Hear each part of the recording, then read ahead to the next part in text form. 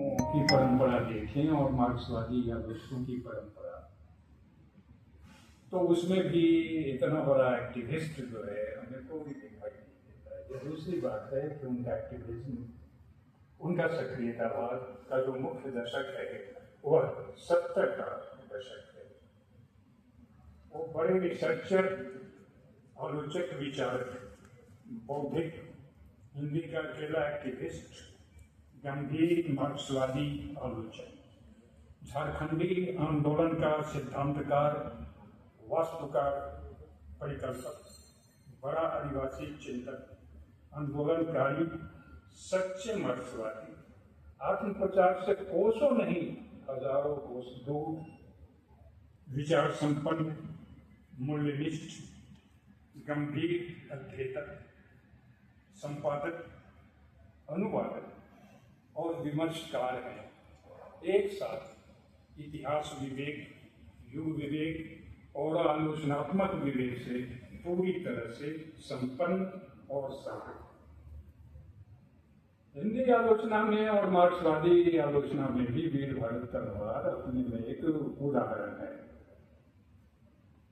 60 के दशक में जब वो जमशेदपुर में छात्र थे, वहां से उनकी एक सामाजिक सांस्कृतिक यात्रा धीमी गति से चलती है, जो 70 के दशक में जो खोलता उफनता और विचार संपन्न दशक था, उसमें वो आगे बढ़ती है। वो उनकी भूमिका बहुत बड़ी है और हर एक क्षेत्र में बड़ी।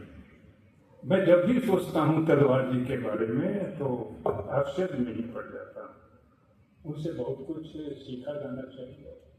ये दूसरी बात है कि उनसे मेरी कुछ असहमतियां हैं, लेकिन उनसे मुझे अधिक अपेक्षाएं थी या हैं। और यहाँ हम सभी लोग जो उपस्थित हैं तलवार जी पर आयोजित एक दिवसीय कार्यक्रम में, उसके लिए मैं अपनी ओर से और आप सबकी ओर से उनके शीघ्र स्वास्थ्य लाभ की कामना करता हूँ और उनके लिए, क्योंकि इस अस्वस्थ समय में ऐसे विचारकों और चिंतकों का शारीरिक दृष्टि से भी स्वस्थ होना बहुत ही आवश्यक है।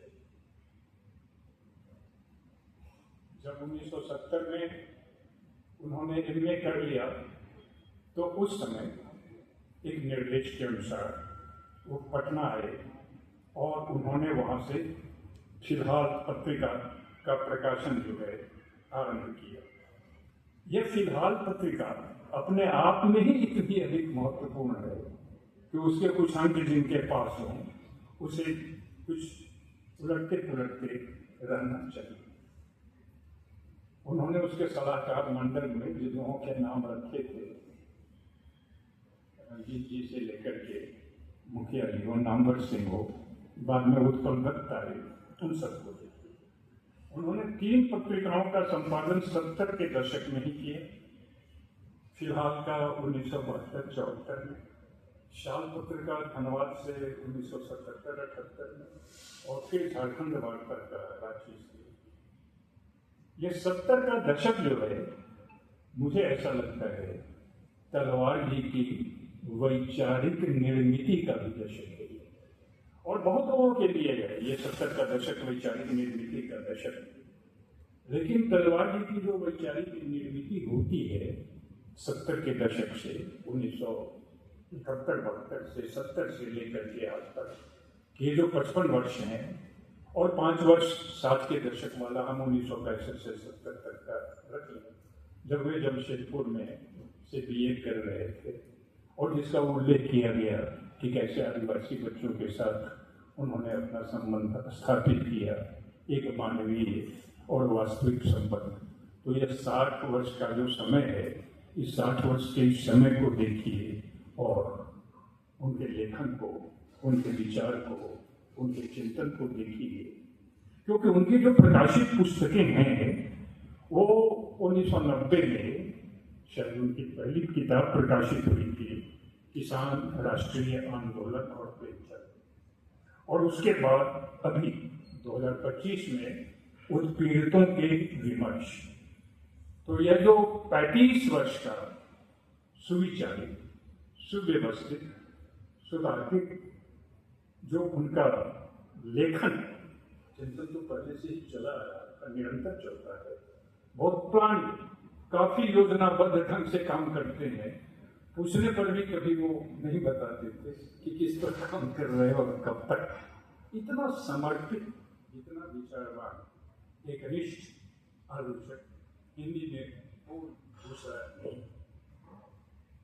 अब बड़ी बात यहाँ पर यह है कि वो हिंदी के अकेले आलोचक हैं जो काम सोशल साइंस से जुड़े लोग करते थे, सोशियोलॉजिस्ट करते थे या सोशल थिंकर्स करते थे, समाज वैज्ञानिक करते थे, फील्ड वर्क, फील्ड रिसर्च। वह काम तलवार अकेले व्यक्ति। क्योंकि जब आप उनकी पहली पुस्तक प्रेमाश्रम वाली पढ़ेंगे, उनकी भूमिका ही कम से कम, तो पढ़ने से ही उनकी शोध दृष्टि, प्रविधि और प्रक्रिया का पता चलता है। उन्होंने सदैव अपनी मौलिक स्थापनाएं दी है। उसे हम या तो सहमत हो सकते हैं या असहमत, दोनों होना कठिन। पूर्णतः सहमत भी नहीं हुआ जा सकता और पूर्णतः तलवार की स्थापनाओं से, उनकी विचार दृष्टियों से सहमत भी नहीं हुआ जा सकता। लेकिन वो आवश्यक है, वो आपके लिए अत्यावश्यक है। ऐसा नहीं हो सकता कि तलवार जी को किनारे करके हिंदी आलोचना और हिंदी की मार्क्सवादी आलोचना पर ही विचार नहीं हो। मेरा तो कहना यह है कि जो समाज वैज्ञानिक हैं, उन समाज वैज्ञानिकों को भी थोड़ा देखना चाहिए। और यह जो उनकी नई किताब आई है, उत्पीड़ितों के विमर्श, मुझे ऐसा लगता है कि जितनी जल्द हो इस किताब का अंग्रेजी सहित भारतीय भाषाओं में तुरंत अनुवाद होना चाहिए। और सोशल साइंस के जो लोग हैं, खास करके समाज विज्ञान के लोग, और जो स्त्री विमर्शकार हैं, या जो दलित चिंतक विचारक वगैरह हैं, या जो आदिवासी कवि लेखक चिंतक विचारक आदि, और जो इन तीनों विमर्शों पर अलग अलग ढंग से काम करने वाले जो लोग हैं, जो शोधार्थी हों, उनके निदेशक हों, अध्यापक हो, सब कुछ हो, जो भी हो, उनके लिए यह किताब मस्त है, मस्त है। इसके बिना कम। लेकिन इस किताब पर आने से पहले हम पहले यह देखें कि तलवार जी किस तरह से अपनी विचार यात्रा जो है, वह अपनी विचार यात्रा संपन्न करते हैं। जब उनकी और किसान राष्ट्रीय आंदोलन और प्रेमचंद में उन्होंने अवध के किसान आंदोलन का विशेष अध्ययन किया था, कपिल कुमार के साथ उन्होंने किसान आंदोलन के प्रारंभिक केंद्र प्रतापगढ़ जिला की पट्टी तहसील और रूड़े गांव में भी जाकर आंदोलन में भाग लेने वाले सुरमाओं के पारिवारिक सदस्यों से बातचीत ही नहीं की। बाबा रामचंद्र की विधवा पत्नी श्रीमती देवी से भी, जक्की देवी से भी उन्होंने बात की। कोई हिंदी का आलोचक, मार्क्सवादी आलोचक ही क्यों नहीं हो, हम उसको फील्ड वर्क करते हुए नहीं देखते। रिसर्च वर्क करने वाले कुछ मिल जाएंगे। रामविलास शर्मा ने भी काफी रिसर्च वर्क किया है, और रामविलास शर्मा जी से तलवार जी ने सीखा भी बहुत है। ये किताब उन्होंने रामविलास शर्मा जी को भी समर्पित की और ये लिखा, जिनसे सीखना और जगाना साथ साथ होता रहा है। यानी वह संवाद, वह नामवर सिंह की तरह विवादी नहीं है, लेकिन संवादी तो हैं। और इस समय के भारतवर्ष में एक संवादी आलोचक का होना भी बहुत महत्वपूर्ण। संवादी व्यक्ति जो डायलॉग करे, बातचीत करे, इसलिए कि वो लोकतंत्र को भी जीवित रखता है, प्रगतिशीलता को भी जीवित रखता है, और बहुत सारी चीजों को भी वह जीवित रखता है वो। लेकिन वो कभी किताबों पर वो निर्भर नहीं रहे हो। उन्होंने यह भी हमें बताया कि एक टेक्स्ट को कैसे पढ़ा जाए। प्रेमाश्रम के 100 वर्ष बीत जाने के बाद पिछले दिनों आलोचना के एक अंक में जो उनका एक लेख प्रकाशित हुआ है, आकार में तो छोटा है, लेकिन विचार में वो कितना वो पुष्ट है, वो आप देख लीजिए, आप उस लेख को ही पढ़ करके। ये एक दिन का काम नहीं है, ये निरंतर है, लगता है ऐसा समर्पित आलोचक बहुत कम। हम उनके समस्त लेखन को, उनकी 13 किताबें मेरे ख्याल से अभी तक प्रकाशित है, और वो हिंदी के अकेले आलोचक हैं। रामचंद्र शुक्ल, हजारी प्रसाद द्विवेदी, रामविलास शर्मा, नामवर सिंह और मैनेजर पांडे के बाद जिनकी सभी किताबें हमारे पास है। अब जो दूसरी किताब आई, राष्ट्रीय आंदोलन और साहित्य, यह पहले राष्ट्रीय नवजागरण और साहित्य शीर्षक से प्रकाशित। बाद में अभी जो आई है वाणी से, उसमें उन्होंने राष्ट्रीय नवजागरण के स्थान पर राष्ट्रीय आंदोलन रखा। ये केवल एक शब्द को निकालकर दूसरे शब्द को रख देना नहीं है। इसका अर्थ यह है कि इस समय भारत को एक आंदोलन की जरूरत है, और ये आंदोलनकारी व्यक्तित्व उनका रहा है, गंभीर व्यक्तित्व। उन्होंने सवाल उठाए हैं, स्रोत सामग्री पर उनका ध्यान रहा है। हंटर आयोग का नाम तो हम समझते हैं कि कहलाए की किताब से पहले शायद किसी ने सुना भी नहीं होगा। हिंदी में मैं कह रहा हूं, सोशल साइंस वगैरह की मैं बात नहीं कर रहा। और पूरे हंटर आयोग के सामने भारतेंदु हरिश्चंद्र का जो बयान है, वह कैसे सामग्री को लाते हैं, संपन्न करते हैं। केवल संपन्न ही नहीं करते, वे शोधार्थियों को और उनके निदेशकों को भी दृष्टि प्रदान करते हैं कि जितना हो सके इस मार्ग पर चला जाए। स्रोत सामग्री पर उनका ध्यान सर्वाधिक रहा है, और बड़ी बात यह है कि राष्ट्रीय नवजागरण और राष्ट्रीय आंदोलन या 19वीं शताब्दी से लेकर के आज तक का भारत, ये उनके विचारणीय विषय है। आधार रहा है साहित्य ही, लेकिन जब यह विचारणीय विषय बनता है तो ये साहित्य में ही सीमित नहीं रहता है, या अनेक डिसिप्लिन्स में चला जाता है। ये पोल साइंस में चला जाएगा, इकोनॉमिक्स में चला जाएगा, ये हिस्ट्री में चला जाएगा, ये सर्वत्र चला जाएगा। 1990 से 2005 तक का जो 15 वर्ष का कालखंड है वीरभद्र तलवार का, उसे मैं सुविधा की दृष्टि से एक कालखंड मानता हूं उनके लेखन का, और 2005 के बाद एक खंड मानता हूं, क्योंकि 2005 के पहले उन्होंने दस्तावेजीकरण पर, दस्तावेज को सामने रखकर, उनके पास एक चीज इतनी है कि हमारी एक बार बात हो रही थी, आज तक नहीं मिली, हम भी परेशान है, वो भी। इंडियन पीपुल्स फ्रंट पर एक किताब प्रकाशित हुई थी, बाद में मुझे पता चला कि जापान, ऑस्ट्रेलिया यहीं से अवेलेबल नहीं है। वो एक तारीख पर, एक वर्ष पर, एक शब्द पर वो जितनी मेहनत करते हैं, वो हमें थोड़ी देर के लिए चौंका देता है। वो संपादक के रूप में अगर आप देखें तो फिलहाल पत्रिका को उन्होंने समर सेन जो निकालते थे फ्रंटियर वगैरह, उसके तर्ज पर उन्होंने उसे निकालना चाहा था। और जैसा मैंने कहा कि केवल फ्रंटियर ही नहीं, एक और समर सेन पत्रिका उसके पहले शायद निकाली थी उन्होंने, नाउ, ये उनके आदर्श थे, वामपंथी पत्रकारिता के लिए आदर्श थे, और उन्होंने इसी आदर्श पर फिलहाल पत्रिका निकाली, जिसके सलाह मकार मंडल में विपिन चंद्र, रणधीर सिंह, नामवर सिंह, प्रधान शंकर प्रसाद। अब देखिए, इसमें हिस्ट्री के लोग हैं, इसमें फिल्म, नाटक और रंगमंच के इसमें व्यक्ति हैं। तो आलोचना का जो काम है, साहित्यिक आलोचना का काम, वो केवल साहित्यिक कृति में ही सीमित रह जाना नहीं है। साहित्यिक कृति जहां से निकलती है और जहां उसका जो कॉन्टेक्स्ट है या उसके भीतर से जो दिशाएं उठती, उन सभी दिशाओं को देखना और उसे समझना। हिंदू नवजागरण, अब बड़ी बात यह है जब वो रामविलास शर्मा की स्थापना हिंदी नवजागरण पर प्रश्न करते हैं, और क्या प्रश्न अच्छा है, जरूरी,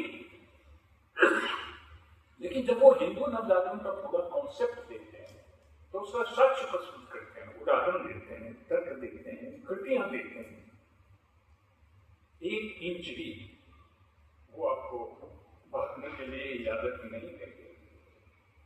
इसलिए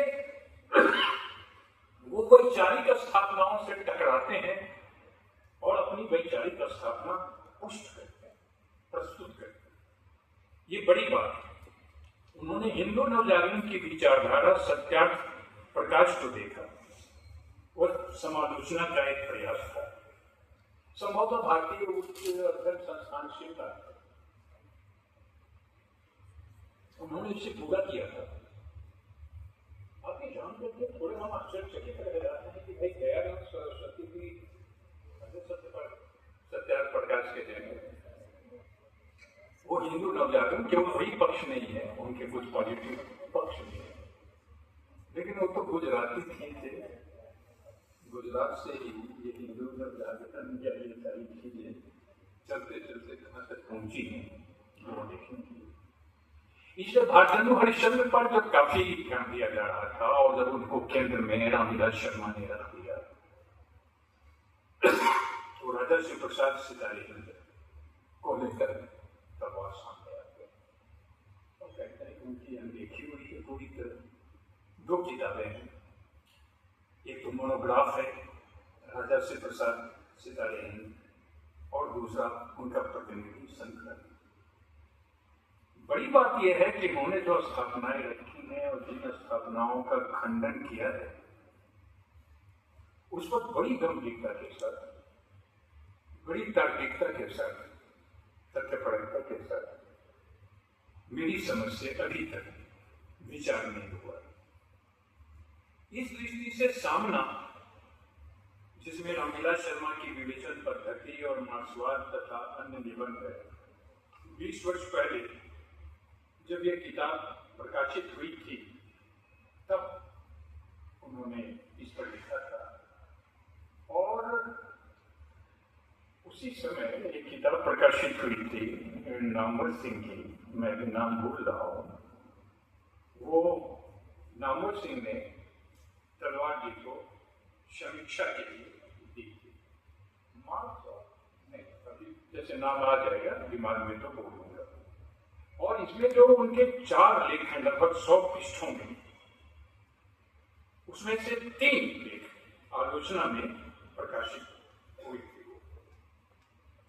और ये बड़े महत्वपूर्ण लेख हैं, इस पर विचार करना चाहिए।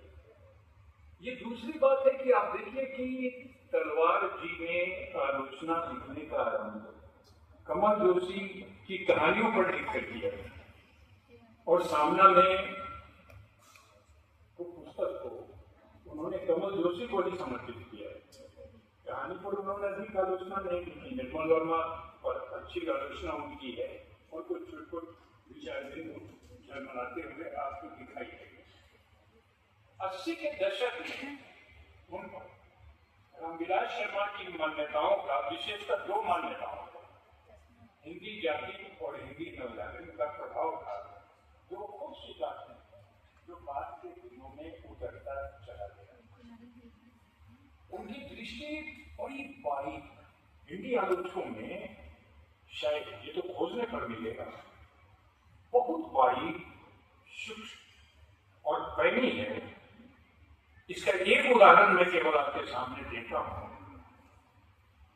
वो लिखते हैं कि परीक्षा गुरु में श्रीनिवास दास ने देशोन्नति, उस उपन्यास को देशोन्नति से और यह जो देशोन्नति है यह महावीर प्रसाद द्विवेदी के जमाने में जातीय सेवा में और प्रेमचंद तथा गांधी के युग में राष्ट्रवाद में बदलता है। एक वाक्य नहीं, समय के बदलने के साथ जो शब्द होते हैं, जो पद होते हैं, जो टर्म्स होते हैं, वो भी बदलते चले। ये तो शब्द पद और कर्म की जो ऐतिहासिक यात्रा होती है, ऐतिहासिक विकास यात्रा होती है, आप इसको देखें कि देशोन्नति, बाद में चल करके जातीय सेवा और यह राष्ट्रवाद, तो एक आदमी इस पर बहुत आराम से लिखा जाना चाहिए, इसी तीन शब्द पर लिख करके और वो तीन कालखंड को सामने रख करके। उनकी असहमति के जो बिंदु हैं वो कई हैं और उस पर विस्तार में जाने का यहाँ समय नहीं है। एक संगोष्ठी में जिसमें कांग्रेस में अध्यक्षता कर रहे थे, तलवार बोल रहे थे, उन्होंने उनकी बात का खंडन दिया था और खुद ये बहुत बड़ी बात है।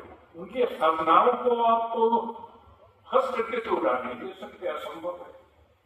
उसको पूर्णता और उस पर करने के लिए पूर्णता जितने अध्ययन की, अनुशोधन की, चिंतन की, मनन की आवश्यकता है वो बहुत कम है। रामचंद्र शुक्ल पर आलोचकों में रामचंद्र शुक्ल पर और रामविलास शर्मा पर उन्होंने ज्यादा विचार किया है। वे खुद एक हिंदी के बड़े आलोचक और विचारक हैं। लेकिन देखिए, एक वाक्य में वीर भारती तलवार जी का आपके सामने रखता हूं, एक वाक्य, और यह केवल एक वाक्य नहीं है। जितनी स्थापनाएं हैं अभी तक, उन सारी स्थापनाओं को उलट करके या उसके साथ, उसके पैरेलल, उसके समानांतर वे इस एक वाक्य को उपस्थित करते हैं, और यह है रामचंद्र शुक्ल के हिंदी साहित्य के इतिहास के बारे में। कई बिंदुओं से असहमति है, वो सब अपनी जगह है, लेकिन रामचंद्र शुक्ल के हिंदी साहित्य के इतिहास को तलवार ने राष्ट्रीय आंदोलन की जरूरतों को पूरा करने के लिए लिखा गया माना कि वह जो इतिहास है, अब आप यहां पर इतिहास दृष्टि देखिए, तलवार जी की इतिहास दृष्टि देखिए, विचार दृष्टि देखिए, आलोचना दृष्टि देखिए, विवेक दृष्टि क्यों नहीं, कैसे ये इतिहास दृष्टि है। ये तो मुझे नहीं लगता कि नामवर सिंह ने ऐसी बात कही हो या पांडे जी ने या और किसी ने। राष्ट्रीय आंदोलन की जरूरतों को पूरा करने के लिए लिखा गया, और राष्ट्रीय आंदोलन पर सबसे अधिक काम जो है वो या तो इतिहासकारों ने किया है, या राजनीतिक चिंतकों ने किया है, या समाज वैज्ञानिकों ने किया है। इसलिए तलवार जी को पढ़ते हुए तलवार जी का जो आलोचना कर्म है, या जो सांस्कृतिक कर्म है, या जो विचार कर्म है, या जो सिद्धांत कर्म है, वो साहित्य के घेरे से निकल करके पूरे सोशल साइंस के घेरे में निकल जाता है। और मुझे तो ऐसा लगता है कि सोशल साइंस के जो बड़े बड़े लोग हैं, उन्हें भी वीर भारती तलवार जी का अध्ययन बहुत गंभीरता के साथ करना चाहिए। राष्ट्रीय आंदोलन की जरूरतें क्या थी, ये तो बदलाएंगे, किताबें कम नहीं है। एक आलोचक को देखना है, प्रेमचंद को लोगों ने देखा, लेकिन रामचंद्र शुक्ल को तो इस दृष्टि से देखा ही नहीं गया था। अब आप देखिए साम्राज्यवाद और सामंतवाद, जिससे हम आज भी इस 21वीं शताब्दी के तीसरे दशक में पूर्णतः मुक्त नहीं हुए हैं। एक सामंतवादी मानसिकता तो है ही है, सामंती मानसिकता है, जो हमारे आचरण में और हमारी बोली में, भाषा में, विचार व्यवहार में जो ये मानसिकता प्रकट होती चलती है। और साम्राज्यवाद, ये कौन होगा कहेगा कि अमेरिकी साम्राज्यवाद ब्रिटिश साम्राज्यवाद नहीं है, एक बदले हुए रूप में है, सर्वाधिक हिंसक रूप में है वगैरह। लेकिन साम्राज्यवाद और सामंतवाद से आज का भारत पूर्णतः मुक्त। तलवार जी ने पहली बार इन दोनों के संबंध में रामचंद्र शुक्ल का क्या मत है, प्रेमचंद का क्या मत, और रामविलास शर्मा का क्या मत है, इस पर विचार किया। वो एरिया को ब्रॉड करते हैं, और हिंदी आलोचकों को, हिंदी अध्यापकों को, निर्देशकों को, शोधार्थियों को, अनुसंधाताओं वगैरह को के लिए तलवार इसलिए उदाहरण है कि आप ब्रॉड कीजिए। हमारे यहाँ हैं इसे ब्रॉड करने वाले। तलवार जी ने रामविलास शर्मा से बहुत कुछ सीखा है। रामविलास शर्मा को भी मैं कम साधक की कैटेगरी में रखता हूँ, और तलवार जी की कैटेगरी, उनके अवचेतन को, सबकॉन्शियस को। अगर तलवार जी के सबकॉन्शियस को अगर देखा जाए तो कहीं न कहीं रामविलास शर्मा वहां पर उपस्थित हैं। लेकिन पूरी तरह स्वीकार, असहमति आवश्यक है, क्योंकि जिस समय असहमत होना गुनाह माना जाता हो, उस समय एक आलोचक ही तो कहेगा, विचारक ही तो कहेगा कि हम असहमत है। नो, नो का इंपॉर्टेंस है। वीर भरत तलवार आलोचना में असहमति का जो सौंदर्य होता है, उस असहमति के सौंदर्य को हमारे सामने, ये जीवन में भी आवश्यक है, ये राजनीति में भी आवश्यक है, ये शिक्षा में भी आवश्यक है, ये सर्वत्र आवश्यक है। असहमति का एक विवेक भी होता है, असहमति का तर्क होता है। इन सारे विचार बिंदुओं के से अगर देखने को देखेंगे तो हमको देखने को, उन्होंने हजारी प्रसाद द्विवेदी की इतिहास दृष्टि, निर्मल वर्मा की कहानियों का सौंदर्य शास्त्र और समाज शास्त्र, संसार के बाद की कहानियां, अकादमिक संस्थाओं में हिंदी बुद्धिजीवी और हिंदी नवजागरण अध्ययन की समस्याओं पर विचार किया। वो ये विचार करते हैं, जैसे रामविलास शर्मा ने जब हिंदी नवजागरण का कॉन्सेप्ट हमारे सामने रख दिया और उन्होंने माना कि 1857 जो है वो इसका पहला चरण है, तो तलवार ये सवाल करते हैं कि हिंदी नवजागरण की परंपरा का वास्तव में क्या 1857 से संबंध बैठता है? एक तरह से जो सवाल तलवार जी ने खड़े किए हैं, उन सवालों पर आज गंभीरता के साथ, तथ्यों के साथ विचार करने की आवश्यकता है। ऐसे एक दो सवाल नहीं, ऐसे 10-20 सवाल, उनकी एक सूची बनाई जा सकती है। क्या हिंदी नवजागरण का संबंध 1857 से है?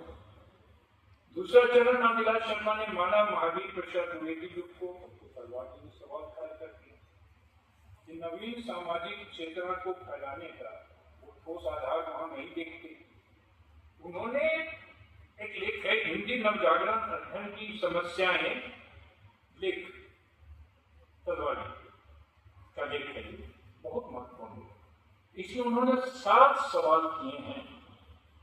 उन 7 सवालों को देखना चाहिए और जो भारतीय नवजागरण या हिंदी नवजागरण पर जो विचार चलता रहता है, उन सब के लिए, हमारे लिए यह आवश्यक है कि उन 7 सवालों पर हम ध्यान दें। उन्होंने 3 संस्थाओं से उनका संबंध रहा, BHU, जवाहरलाल नेहरू विश्वविद्यालय और भारतीय उच्चतर अध्ययन संस्थान शिमला। उनके अपने अनुभव है, क्योंकि 3 बड़े अकादमिक संस्थान थे, इसलिए उन्होंने ये लिखा कि एक अच्छे अकादमिक संस्थान की कसौटी अपने विद्यार्थियों में प्रगतिशील मूल्यों के प्रति निष्ठा जगाना, मेधावी विद्यार्थियों को सृजनशील और दृष्टि संपन्न बनाना, उनमें ज्ञान की प्यास जगाना है। वो थोड़ा निराश है, निराश हम सब है, लेकिन इसी निराशाजनक माहौल में तो विरोध किए पवन अग्रवाल जी ने ये करा दिया, तो जगाइए। और ये हम उम्मीद करते हैं कि ये लोग पवन जी पूछने नहीं देंगे, बात बेटी के लोग उपलब्ध सभी सामग्रियों को खंगालने के बाद नई यात्रा पर निकलते हैं। बार बार केवल प्रेमचंद और प्रेमाश्रम पुस्तक की संदर्भ सूची देखिए और उसके 5 परिशिष्टों को देखिए, पता चलेगा कि शोध जो है वो आखिर होता क्या है। पूर्णचंद जोशी ने, जो बड़े समाजशास्त्री थे, उन्होंने उस पुस्तक पर किसान राष्ट्रीय आंदोलन और प्रेमचंद पर इसके आमुख में यह कहा कि इसमें साहित्यिक समीक्षा को सामाजिक ऐतिहासिक अध्ययन से जोड़कर देखा गया है, जिससे साहित्यिक आलोचना की नई दिशाएं हो। साहित्यिक आलोचना केवल साहित्य की आलोचना नहीं, इसलिए आलोचक में जहाँ एक साहित्य दृष्टि, विवेक दृष्टि आवश्यक है, वहाँ उसमें इतिहास दृष्टि का भी होना जरूरत है। और उन्होंने यह बताया, किसी जोशी ने, कि सामाजिक ऐतिहासिक अध्ययन, यह जो सोशियो हिस्टोरिकल स्टडी है, यह आवश्यक, बहुत कम उंगलियों पर गिने वाले 2-4 हिंदी के आलोचक हैं जिनमें हम इस तरह की चीजें देखते हैं। ये दूसरी बात है, हमारी उनसे जो कुछ अपेक्षाएं हैं, क्योंकि तलवार जी ऑनलाइन सुन रहे होंगे, क्योंकि जो इस खतरनाक खौफनाक दौर में, वो चाहे वैश्विक संदर्भ हो भारतीय संदर्भ, हम सब चल रहे हैं, उसमें हमारे समय की जो नृशंस और उच्छृंखल जो पूंजी है, उस पर तलवार जी बहुत अधिक ध्यान दे सकते थे।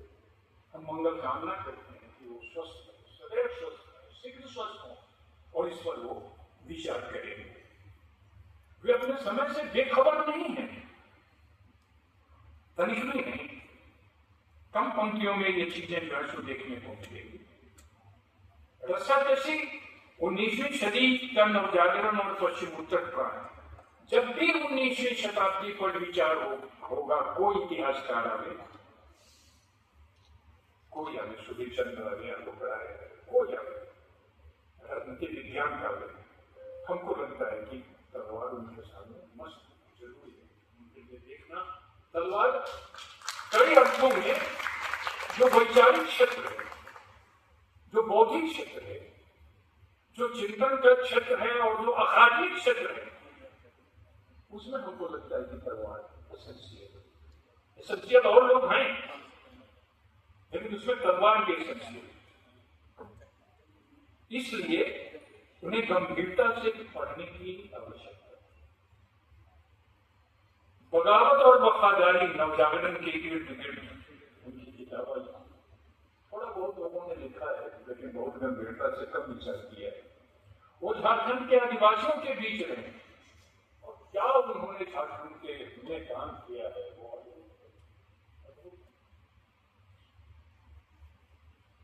झारखंड के आदिवासियों के बीच 2008 में ये किताब जब प्रकाशित हुई और 2002 में जब फिलहाल छोड़ करके वो चले गए, एक्टिविस्ट के रूप में काम किया, तो उन्होंने मुंडारी भाषा सीखी, अन्य कई जनजाति भाषा सीखी। उन्होंने जो काम किया है वो उसे कभी बुलाया नहीं जा सकता।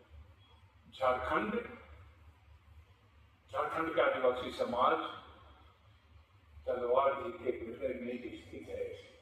न तलवार उसे कभी फूट सकते हैं, न झारखंड उसे कुछ बुला सकता है। वो सही अर्थों में झारखंड के गौरव हैं।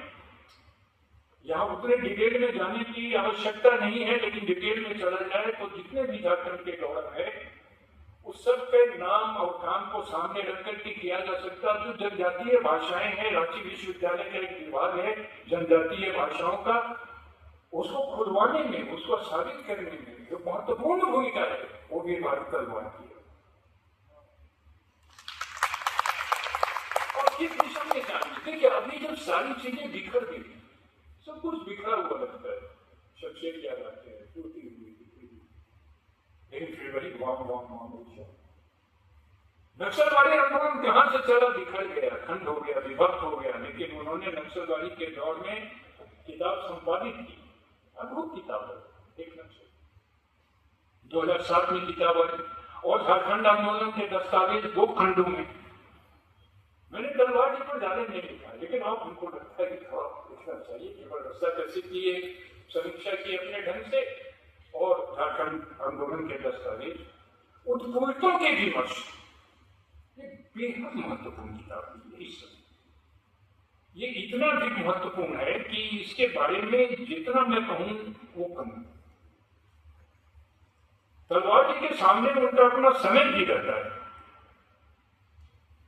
वो उन्होंने एक जगह लिखा है, शायद सत्यार्थ प्रकाश में है या कहां, भूमिका में ये कहा, शायद सत्यार्थ प्रकाश की भूमिका में ये कि भूमंडलीकरण और आर्थिक उदारतावाद के नाम से संचार माध्यमों के जरिए उपभोक्तावाद की लहर ने देश के सामने गंभीर सामाजिक सांस्कृतिक चुनौतियां खड़ी कर दी हैं, जिसका जवाब आज समाज नहीं दे सकता।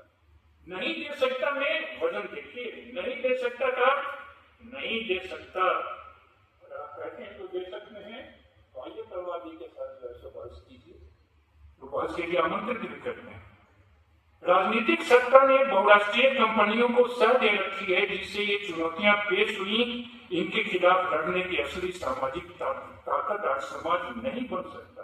कभी रेलिवेंट रहा हो, आज रेलिवेंट। ये अपना समय है, जिस समय में अपना समय, वह समय जिस समय में तलवार जी रहे हैं, अपने समय को मत रहे हैं। उस समय नवजागरण में जो चीज सबसे अधिक मूल्यवान और अर्थवान थी, धर्म, शास्त्र और परंपरा के प्रति निर्भीक आलोचनात्मक विवेक थी, जो हमें तलवारजी में देखने को मिलती है। निर्भीक साहस, अब कितना भी कद कितना बड़ा नहीं हो, लेकिन ये साहस जो है, वह विवेक जो है, वह निर्भीकता जो है, वह जो आलोचनात्मक विवेक जो है, वह उनके देखते देखते झारखंड संयुक्त मोर्चा तो 1978-79-80 में ही बिखर गया। झारखंड राज्य बन गया, यहाँ चला गया, सब उनके सामने है। बाद में चल करके ये जो किताब आई, इस किताब ने हमें थोड़ा परेशान किया, दलित विमर्श। अब देखिए, इस समय भारतवर्ष में और हिंदी में तो पूरी तरह ये तीन ही डिस्कोर्स चल रहे हैं, दलित, आदिवासी और स्त्री। सारे काम, कोई ऐसा विश्वविद्यालय नहीं है जिस पर इस पर पीएचडी जो है सो काफी नहीं हो रहा। तलवार जी के देखने की बिल्कुल अलग दृष्टि है। और वो स्पष्ट शब्दों में कहते हैं कि ये जो विमर्श हैं और इनके जो विमर्शकार हैं, ये आपस में संवाद नहीं करते हैं। मैं एक राष्ट्रीय संगोष्ठी के बारे में नहीं जानता जहां आपसी संवाद हो दलित, स्त्री और आदिवासी की। ये मिलजुल कर संयुक्त रूप से काम नहीं करते। तलवार जी का आग्रह संयुक्त होने में है, ज्वाइंट होने में जरूरी। देश भी इसी से बचेगा, साहित्य भी इसी से बचेगा, ज्वाइंट विचार। वे तीन विमर्शों में सबसे कारगर और प्रभावशाली विमर्श दलित विमर्श को मानते हैं, जिसकी अपनी वास्तविक सत्ता है और जिसने पहली बार भारतीय समाज में जाति के प्रश्न को सामने रखा। ये तलवार ही है जिन्होंने कहा है। ज्योतिबा फुले और सावित्रीबाई फुले पर काफी किताबें हैं, लेकिन तलवार जो एक वाक्य में, जो निचोड़ के रूप में जो प्रस्तुत कर देते हैं, आप उसे देखिए। ज्योतिबा फुले और सावित्री फुले को उन्होंने हिंदुस्तान का पहला आधुनिक स्त्री पुरुष कहा है। हिंदुस्तान का पहला आधुनिक स्त्री पुरुष किसी भी दलित चिंतक ने, दलित विचारक ने, दलित लेखक ने संभवतः नहीं कहा हो। क्योंकि जाति का सवाल देशज आधुनिकता की कसौटी है। जो जातिवादी है और जिसका जाति प्रथा में विश्वास है, वो आधुनिक हो ही नहीं सकता। अब देखिए मॉडर्निटी पर पूरा आधुनिकता पर जितनी बहसें हुई हैं भारतवर्ष में, जितने विचार हुए हैं, आधुनिकता के साथ जाति को जोड़ करके देखने के सार्थक चेष्टा जिस तरह से तलवार करते हैं, हम दूसरे प्रकाशन नहीं देखते। दलित साहित्यकारों की चिंता में दलित साहित्य को निर्धारित करने वाले मापदंड नहीं है। उन्होंने दलित विमर्श की सीमाएं बताई हैं। दलित लेखकों को, दलित संपादकों को, दलित पत्रकारों को, दलित चिंतकों को, दलित आलोचकों को, दलित अध्यापकों को यह सब पढ़ना चाहिए। दरवाजा, सोचने विचारने का एक दरवाजा जो लोगों ने बंद कर रखा है सब जगह, तलवार उसे खोल दे।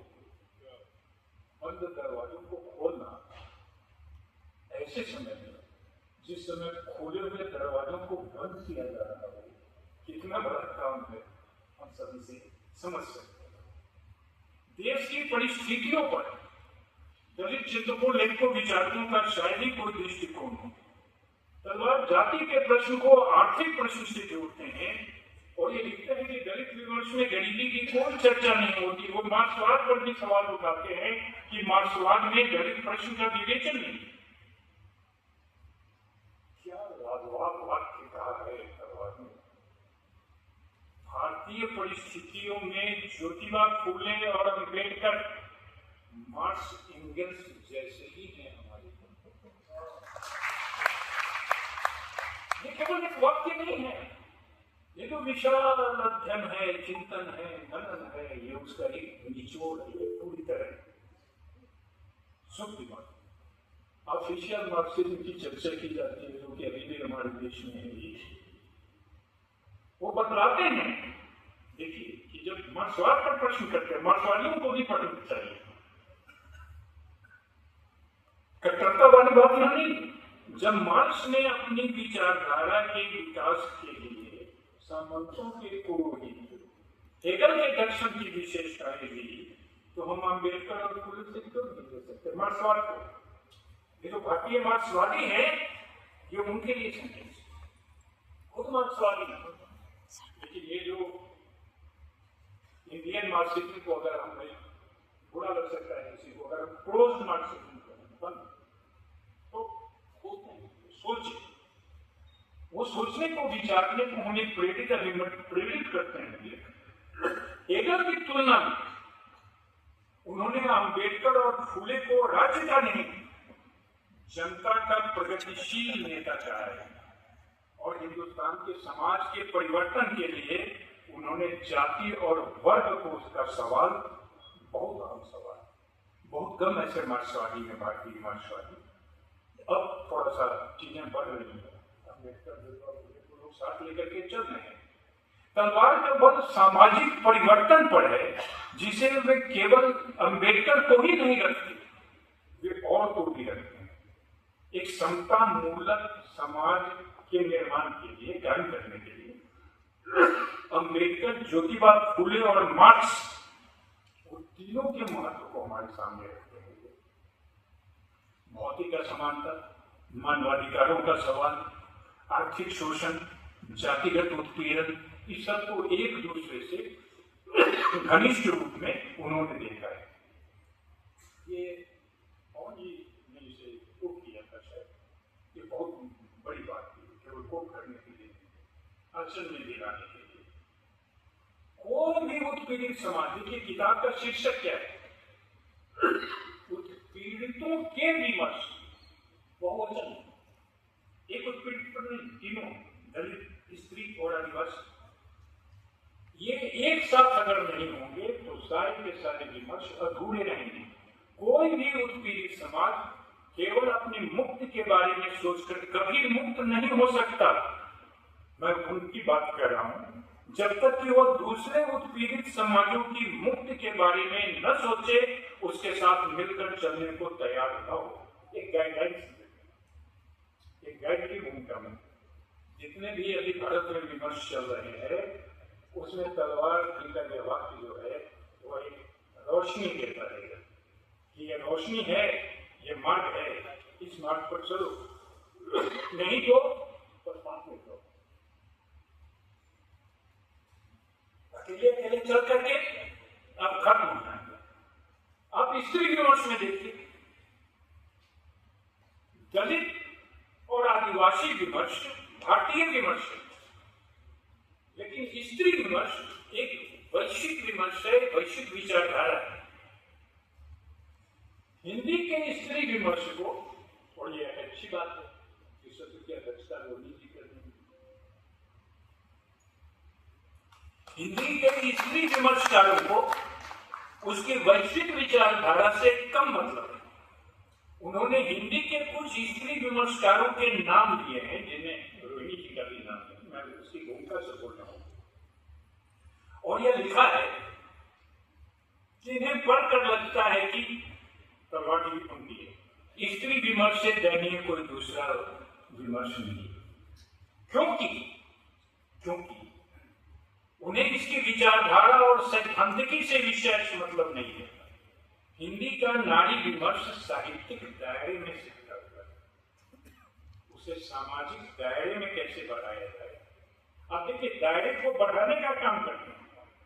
वीरभद्र तलवार की आलोचक की जो विशेषता है, वह सीमित करने की नहीं है, वो व्यापक करने की। यह जो दृष्टि की जो व्यापकता है, एक बड़े सिद्धांतकार, आलोचक, चिंतक और विचारक में ही देखने को मिले। और इसका सौची पर देखें तो वीरभद्र तलवार पूरी तरह से है, वो कहते हैं कि यह साहित्यिक दायरे में सिमटा हुआ है। स्त्री विमर्श का एक बड़ा सवाल मर्दवाद है और अच्छे अच्छे नारीवादियों ने मर्दवाद को आत्मसात कर रखा है। वे कोट देते हैं लगभग एक पैराग्राफ में, ये रोमी जी का है कि मर्दवाद के खिलाफ उन्होंने जो बातें की। उनका कहना है कि वे उग्र प्रतिक्रिया में मर्दवादी अवधारणा को ही आत्मसात करेंगे। ये जो अवधारणा है, कॉन्सेप्ट, ये किस तरह से ये कॉन्सेप्ट दूसरी जगह जाकर के प्रवेश कर जाता है, इसे जितनी सूक्ष्मता के साथ तलवार देखते हैं वो तो चकित विस्मृति कर सकता है। मर्द को मुक्त समझना और मर्द के जैसे बनने की कोशिश करना नारीवाद नहीं है। मर्दवाद स्त्री से बहुत अच्छा बर्ताव करते हुए भी हो सकता है। और फिर एक वाक्य वही सुक्तिवाद की तरह, स्त्री विमर्श पूरे समाज के लोकतांत्रिक रूपांतरण की एक बुनियादी लड़ाई है। 50% आप सुनते हुए साहित्यिक कृतियों में, कविताओं में, कहानियों में बड़ी सुविधा होती है, बस इसे चीजें नहीं। वीर भारत तलवार एक विचारवान, सिद्धांतकार, विमर्शकार, मार्क्सवादी गंभीर चिंतक हमारे समय के लिए बेहद एसेंशियल हैं, जिन्होंने उत्पीड़ितों के विमर्श में आप देखें सबसे अधिक दलित पर सामग्री है। वहां उसके व्याख्यान है और कुछ लेख का इंटरव्यू है। दलित पर 16, आदिवासी पर 6 और स्त्री पर केवल 2 लेख शामिल है। कोई स्त्री विमर्शकार कर सकता है कि अजय तलवार जी ने तो गोली लिख डाला और दलित पर 116 लिख डाला। ये संख्या का खेल राजनीति विचार, वैचारिक दृष्टि। अंत में आदिवासी विमर्श के बारे में जो उन्होंने कुछ कहा है उसे कहते हैं, अपनी बात समाप्त करना चाहूंगा। आदिवासी विमर्श पर तलवार विस्तार से बात नहीं, क्योंकि ये इसे सबसे नया विमर्श बताते हैं। मुझे याद आ रहा है कि जोधपुर विश्वविद्यालय में जब एक कार्यक्रम हुआ था और तलवार जी भी गए थे, मुझे भी कैसे किसी ने बुला दिया, आश्चर्य था। और वो भी गई थी, रमनिका भी गई थी। तो वहां मैंने कहा था, ये 15-20 वर्ष पहले की बात होगी, तो वहां मैंने कहा था कि दलित और स्त्री विमर्श जो है वो है ही अभी जो है, हमें ऐसा लगता है कि आदिवासी विमर्श आ जाएगा।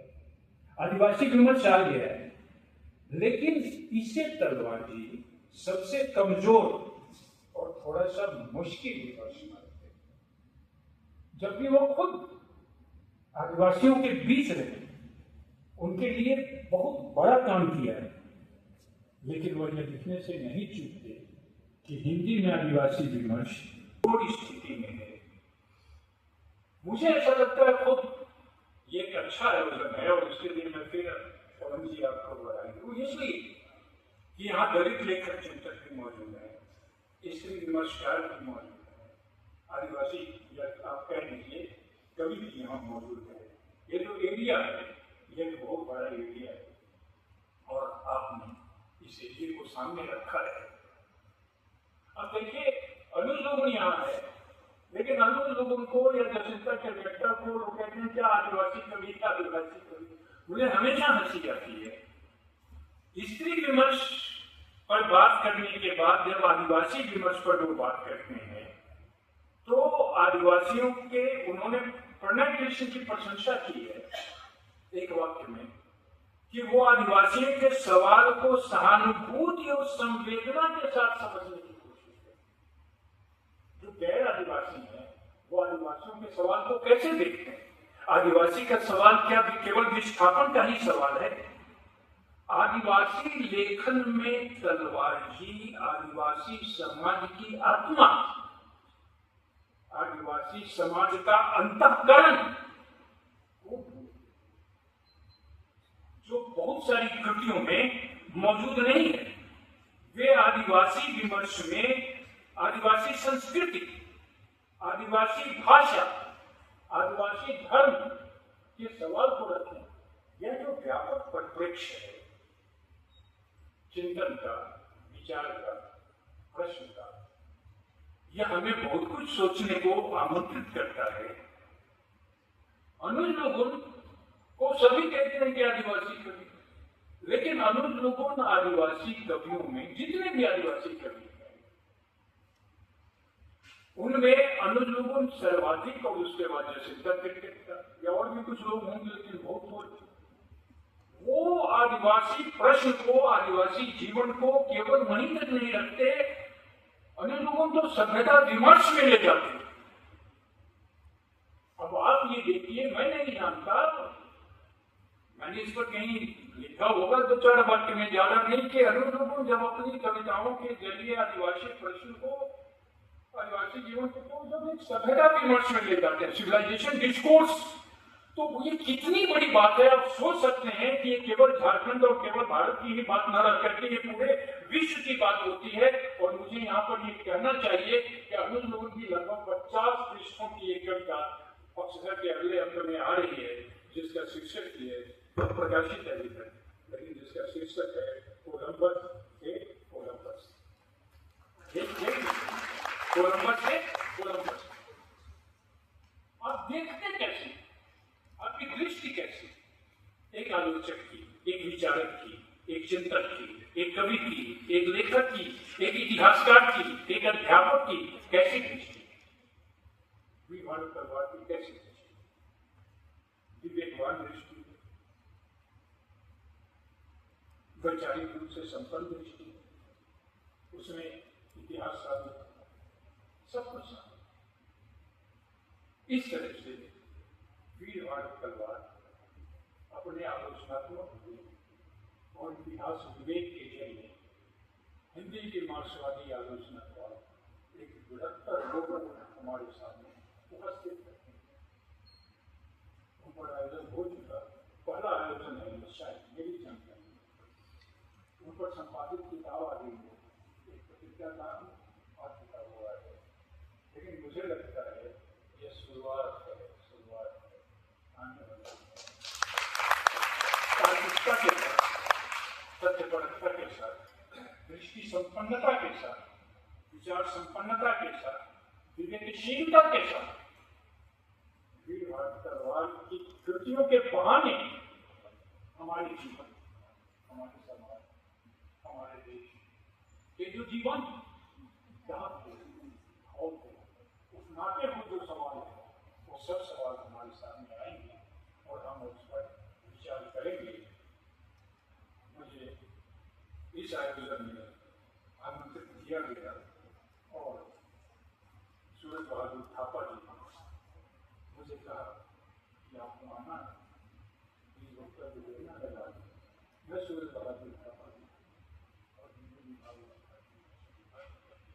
हार्दिक आभार प्रकट करता हूँ और अंत में फिर आप लोगों के जानना चाहता हूँ कि तलवार जी जल्द स्वस्थ हो जाएगी, क्योंकि स्वस्थ करने में हम सबका स्वस्थ करना जरूरी है। धन्यवाद।